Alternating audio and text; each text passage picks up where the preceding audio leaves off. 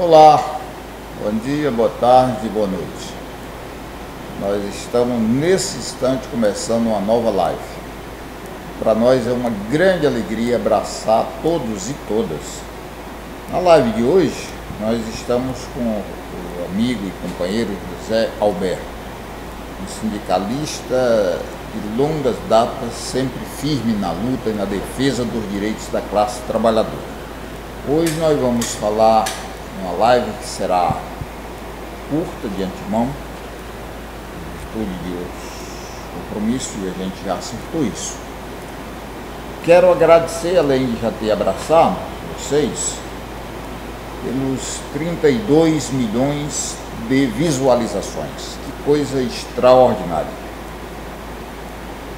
E peço para vocês continuarem compartilhando, curtindo e comentando. Também fazendo a boa crítica. Agradeço a Casa Vermelha por ceder esse espaço a gente, do vereador Guilherme Sampaio, e parabenizo imensamente o Mídia Livre por ter esse coração valente, porque sem recurso conseguiu fazer agora no dia 8 um espetacular encontro, contando aqui com personagens de suma importância para os movimentos sociais do nosso estado e trazendo à tona a discussão em relação às mídias alternativas, no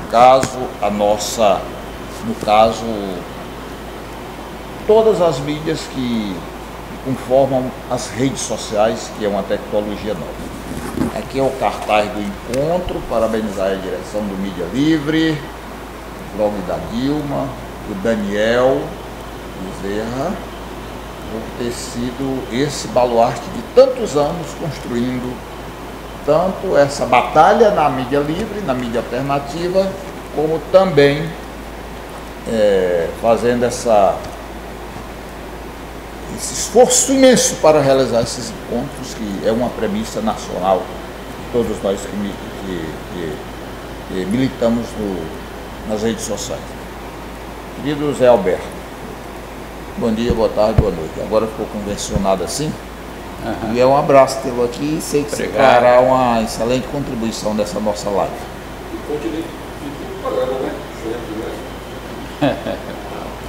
Zé Alberto, nós nos deparamos, depois de 41 dias da eleição do Bolsonaro a presidente da República,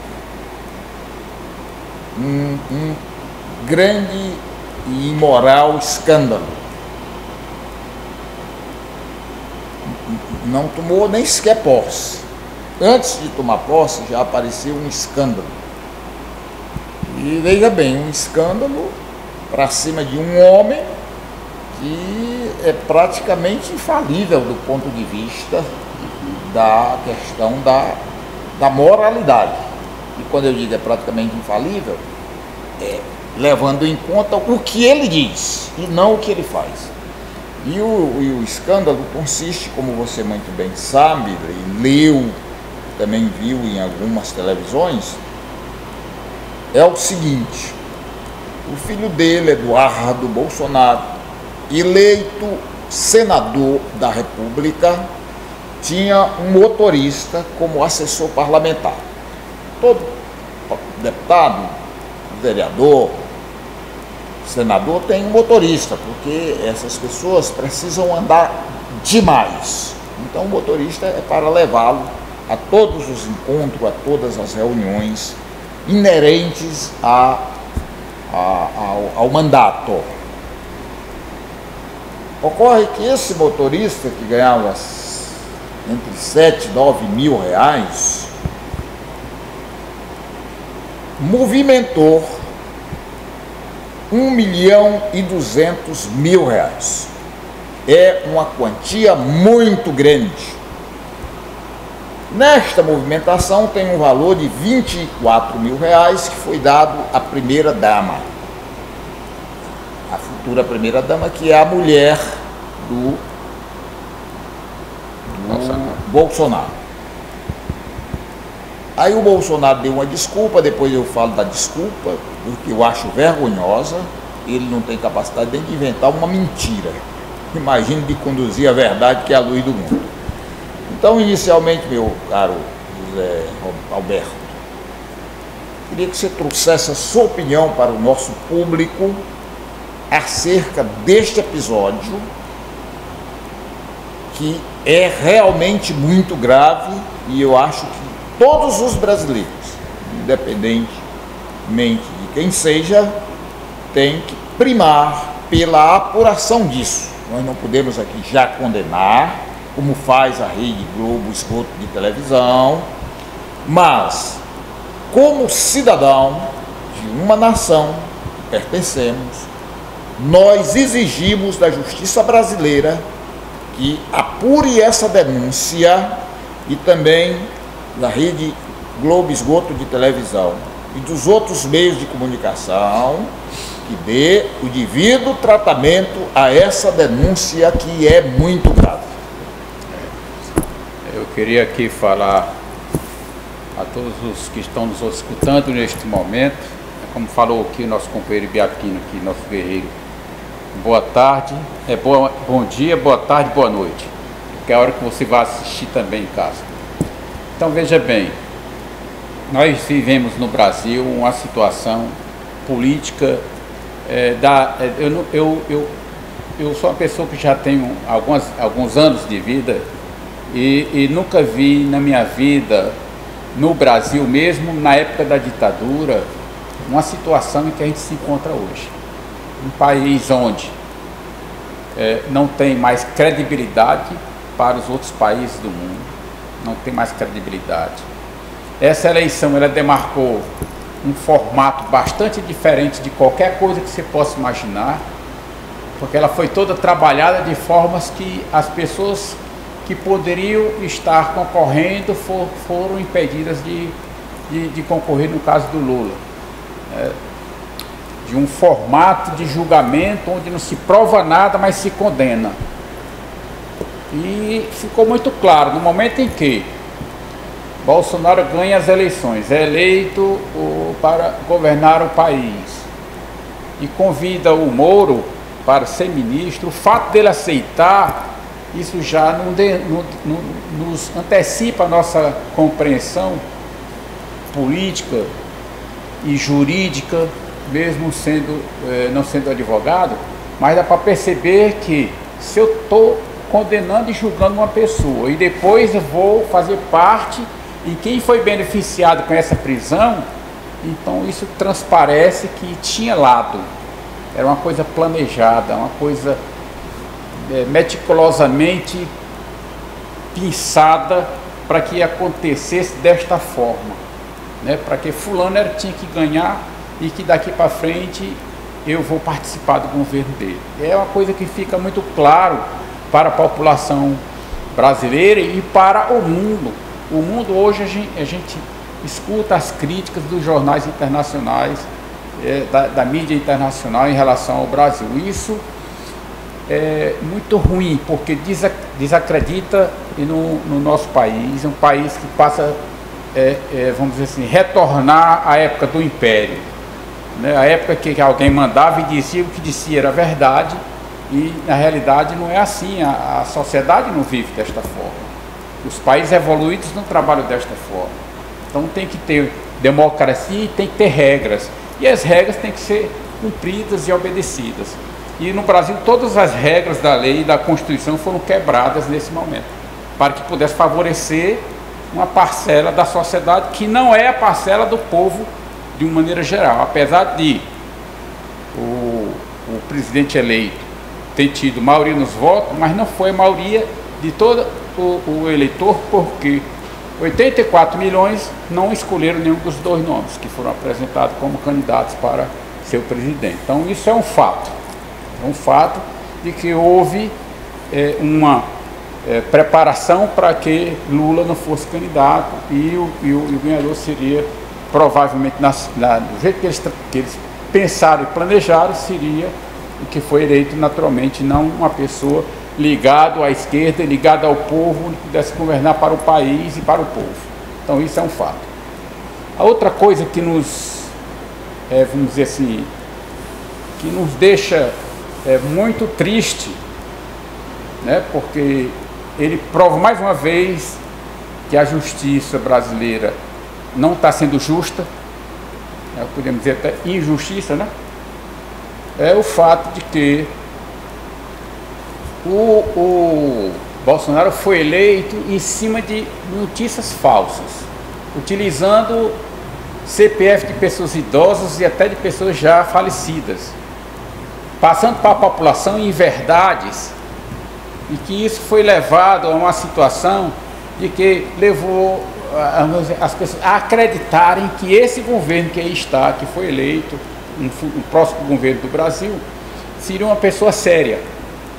E que, no caso aqui, que o mais prejudicado nessa história foi o Partido dos Trabalhadores e também a pessoa do Lula, tá certo? Que o Partido dos Trabalhadores era o culpado de tudo que acontecia no Brasil, era o partido que fez as falcatruas, as corrupções, né? E o Moro foi o juiz que assumiu essa frente e que veio condenando pessoas e que veio, vamos dizer assim, pegando o depoimento de prisioneiros para condenar gente do PT, condenar o Lula, inclusive, sem provas, né? E colocando isso, inclusive na véspera das eleições, notícias que poderiam mudar a história do país, para pior, na nossa avaliação. Como mudou, né? Como mudou de fato, né? O resultado foi o que a gente não esperava. Então, isso nos mostra que a seriedade nesse país está muito longe de acontecer. A verdade, ela foi enclausurada e foi solta, a mentira, aliás, foi a notícia falsa que foi a mentira. Então, isso é outro fato importante. O terceiro fato que está acontecendo hoje, a história do motorista que ganha R$23.000 por mês, né? Até saiu uma brincadeirazinha no Face que eu achei muito interessante, que diz o seguinte, que o Bolsonaro está querendo trazer os mais médicos para o Brasil, porque os próprios médicos não querem mais ser médicos, vão querer ser motorista agora, porque o salário de 23.000 não é pouca coisa, né? Então veja bem, o cara é motorista com um salário de R$23.000, né? E que circulou na sua conta corrente, não é? R$1.200.000. Olha, e que esse dinheiro, naturalmente, de onde veio? Quem depositou esse dinheiro? Ele não é empresário, não é? Não tem riquezas, pelo menos é o que mostra aí a imprensa. É um cidadão comum. Uma coisa fica claro, se ele fosse bastante rico, ele ia trabalhar de motorista. Não ia trabalhar de motorista, não é? Então, veja bem, então, de onde é que veio esse dinheiro? A informação que a gente sabe é de que quando eles perceberam que tinha uma investigação, demitiram o rapaz de lá. O motorista saiu da folha da assessoria do Eduardo Bolsonaro. Então, umas coisas a gente vai colocar os pingos nos is, a gente percebe que tem um percurso, né, que demonstra que tinha algo que é fantasioso, mas que na hora que puxa a conta lá do banco, a gente percebe que tinha coisas verídicas e que é muito sério. O fato de ele ter dado um cheque de R$24.000 para a futura primeira dama, isso compromete tudo que você possa imaginar, não é? Tudo que você possa imaginar. E o próprio Bolsonaro dá uma desculpa de quem emprestou o dinheiro. Agora me diga uma coisa, o cara que tem R$1.200.000 vai pedir 40.000 emprestado? Né? São desculpas esfarrapadas, coisas que não dá para mentir para a população na hora dessa. Deixa eu fazer aqui uma reflexão com você. Nesse exato momento você fala disso aí, que é uma verdade, as pessoas acreditam que tenham percebido. Quer dizer, o Bolsonaro se mostra uma pessoa tão incapaz que nem elaborar uma mentira ele sabe. Porque qual foi a resposta dele? Não, o dinheiro não era da minha mulher, não. Era meu. Eu emprestei para ele porque ele estava com dificuldade financeira. Isso. Mas como ele não pôde se encontrar comigo, eu estava muito ocupado, ele pagou a minha mulher.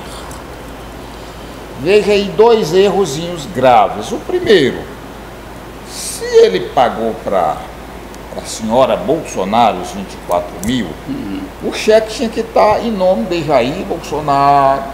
É isso, é verdade. E entregava na mão dela. Está aqui, a senhora, por favor, entregue ao senhor Bolsonaro, seu marido, Bolsonaro. Mas o cheque no nome dele e não no nome dela. É verdade. A segunda coisa, que foi o que você já disse, como o Bolsonaro é uma pessoa realmente que não consegue raciocinar, ele se via de mangofa entre os jornalistas de Brasília devido às besteiras que ele dizia ao longo de toda a vida. Ora, se todo mundo estava dizendo, o negócio estourou, foi surpresa para nós, eu sabia que ia aparecer corrupção, mas não agora. Isso. Aí estourou para nós, aqui. O motorista, assessor do Eduardo Bolsonaro, movimentou R$1.200.000 daqui. Aí o Bolsonaro também estava sabendo disso. Aí diz, por isso que ele foi lá dar a explicação. Ele devia ter inventado uma história mais justificada, mas não dizer, eu emprestei porque o pobrezinho estava precisando. Como se ele movimentou R$1.200.000? É verdade. Só para ilustrar o que você disse. É verdade, é verdade. O cara está com muita grana no banco e vai precisar só de 40 mil, né? É uma coisa meio fantasiosa aí. E o que nos preocupa também aqui é o seguinte, ora, se você elegeu uma pessoa para governar um país continental como o Brasil, um país onde a desigualdade é altamente profunda, né? Eu li hoje no meu celular aqui, numa informação que chegou para mim, eu não posso afirmar veementemente que está correto, mas acho que tem muita fundamentação.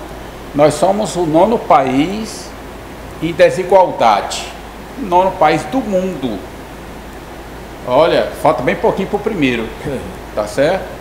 Então veja bem, se existe desigualdade, é porque existe concentração de renda pesada, onde não chega dinheiro para o povo trabalhador. Só cai no bolso do empresário e do banqueiro.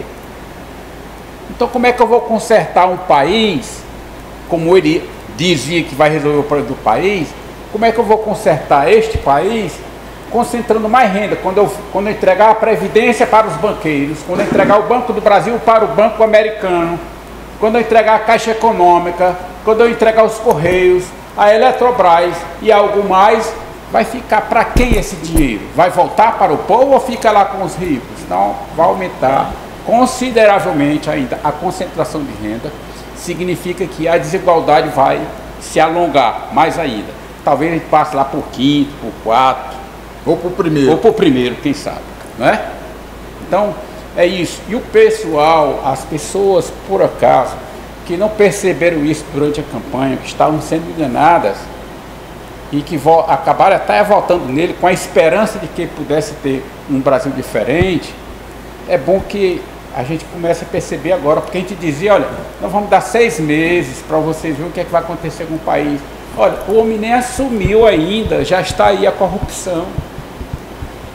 Está claro, se quem pegou dinheiro do outro é corrupto, então o Bolsonaro é corrupto, o Eduardo Bolsonaro é corrupto, está provado. A mulher do Bolsonaro, a primeira é corrupta, que recebeu um cheque de 24 mil. Então, meu irmão, meu povo, nós brasileiros temos uma coisa para colocar na nossa agenda do dia a dia. É lutar para que a democracia possa voltar a este país. Para ela voltar, esse governo aí não vai fazer com que ela aconteça, não. Nós temos que lutar para isso.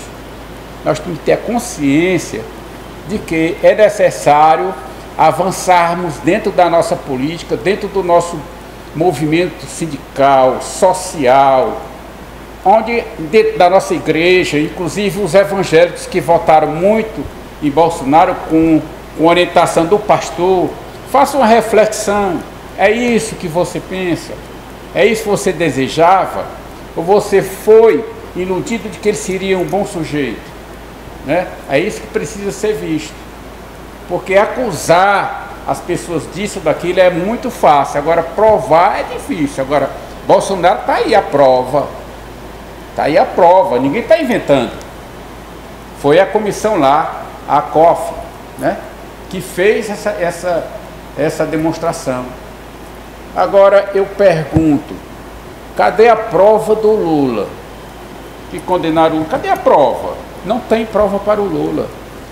E nesse momento eu queria dizer sim, para fechar. O Moro, ele achou que estava fazendo aquela história todinha para beneficiar o outro candidato e prejudicar o PT e o Lula.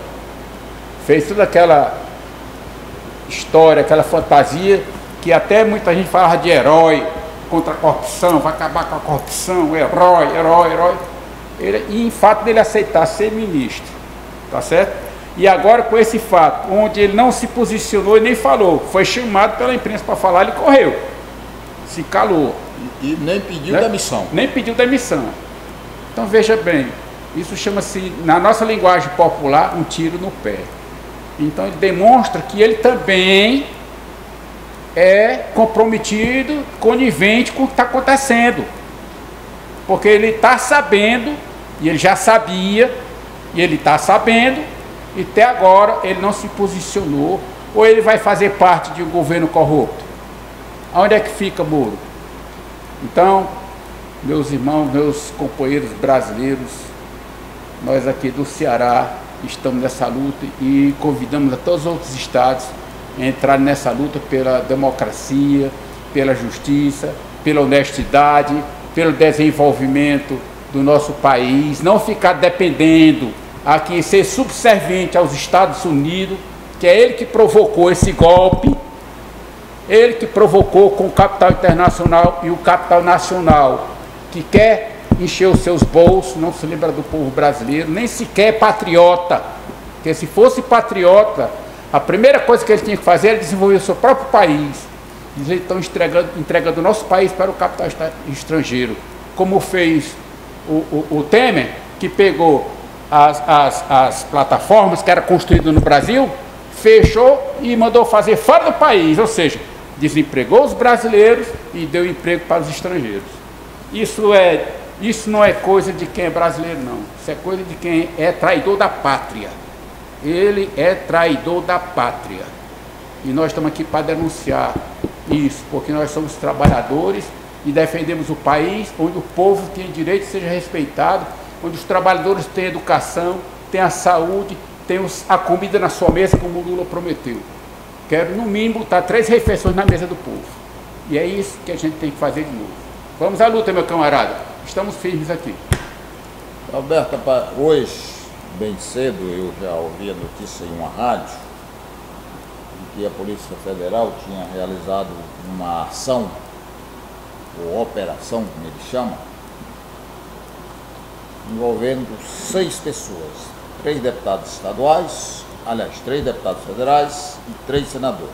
Os senadores são Aécio Neves, que poderia ser hoje o presidente do Brasil, quase ganha a eleição, também em cima de mentira e de calúnia. O Agripino Maia, que é senador do DEM. O DEM é o partido que tem a chefia do governo, porque o chefe de governo Bolsonaro é o Lorenzoni. E o outro senador,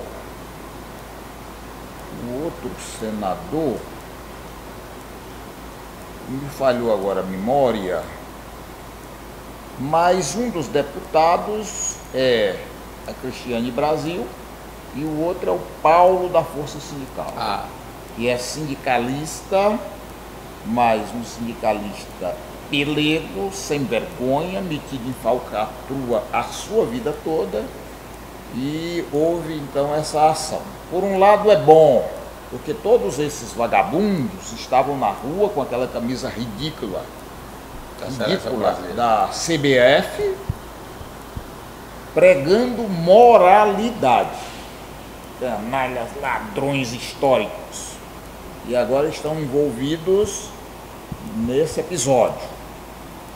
Zé Alberto, você não acha que isso tem alguma coisa a ver com tirar o foco da notícia do Bolsonaro da família Bolsonaro,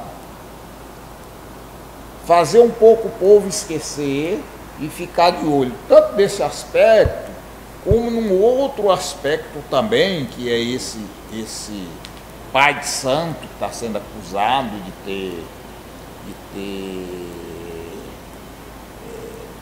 acho que estuprado, aliciado mulheres, que é um ato abominável, nós não aceitamos e nem concordamos e nem aceitamos de jeito nenhum. Sim. Mas, rapaz, tornaram isso uma propaganda. De vez em quando sai aquele trailerzinho, sabe? Tal hora nós vamos conversar, não sei com quem, sobre o pai de santo. Fazendo a propaganda para o pessoal já ficar se ligando no programa principal.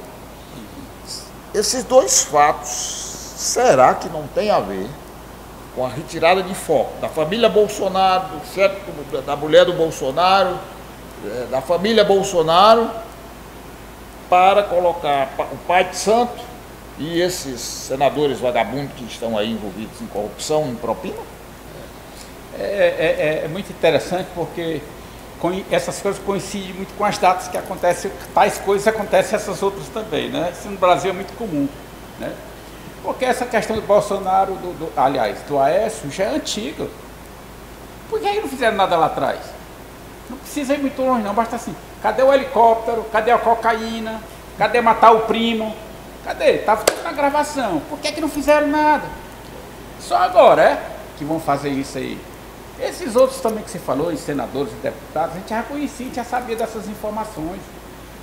E com certeza, olha, se o povo sabe, é porque a Polícia Federal já sabe tudo, né? Por que é que isso não caminhou antes? Esse é o grande mal que acontece no país. Quando você tem um judiciário que ele é conivente com a corrupção, que é o que acontece para nós, é isso, que transmite do judiciário para o povo brasileiro que ele é conivente, ele é inoperante quando se trata da direita, dos empresários, não é? Quando se trata da esquerda, não. Eles são mais que eficientes, passam por cima da Constituição, por cima das leis do judiciário e condenam pessoas sem prova. Mas quando está ligado ao grande empresariado, que tem apoio, inclusive do governo americano, via CIA, tá certo? Nada acontece com esse povo.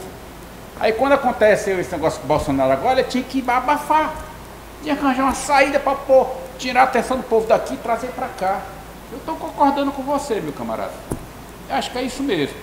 Está correto, porque essa questão do Aécio já é velha.